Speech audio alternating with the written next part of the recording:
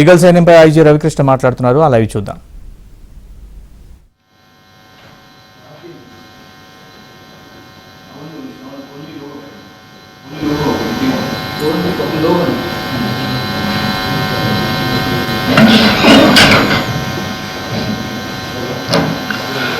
So south DGP coordination conference చెన్నైలో జరిగింది. దాంట్లో ప్రధానంగా ఈ డ్రగ్స్ మీద ఎలాగ సౌత్లో ఉన్న కూర్చోండి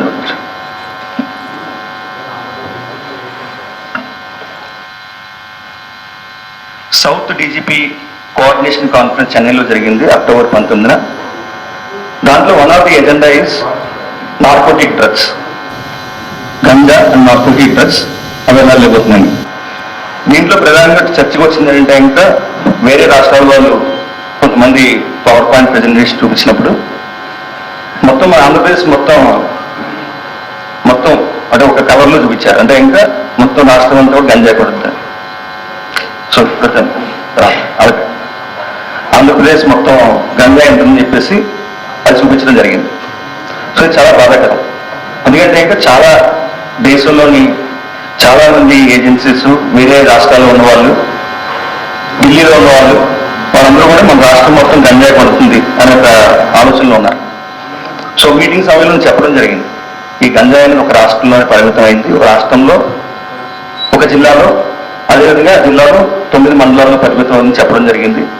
తర్వాత మీటింగ్ అయిపోయిన తర్వాత చాలా మంది సీనియర్ గారు నాతో మాట్లాడేటప్పుడు ఇప్పటి వరకు ఆంధ్రప్రదేశ్ మొత్తం గంజాయి పడుతుంది అని ఒక ఆలోచనలో ఉన్నారు.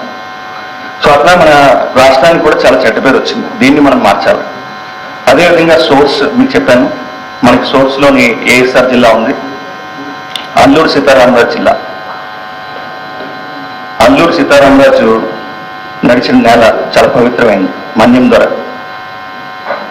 ఆ నేలకి ఇప్పుడు మనకి గంజాయిలో తెగులు పట్టుకుంది.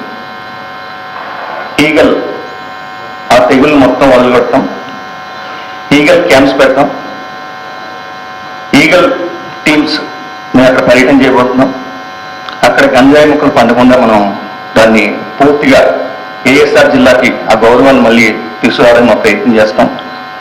మన్యం ద్వారా అల్లూరి సీతారామరాజు 1924లో మన్యం కోసం ఆయన ప్రాణత్యాగం చేశారు. అంటే ఈ సంవత్సరానికి 100 సంవత్సరాలు అయింది. ఆయనకి ఈగల్ ద్వారా మేము చేసే ఒక అద్భుతమైన పని, అల్లూరి సీతారామరాజుని అభిమానించే ప్రతి ఒక్కరిని కూడా మేము కలుస్తాం.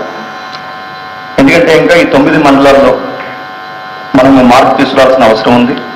ఇప్పటికే పోలీస్ శాఖ చాలా అద్భుతంగా మేము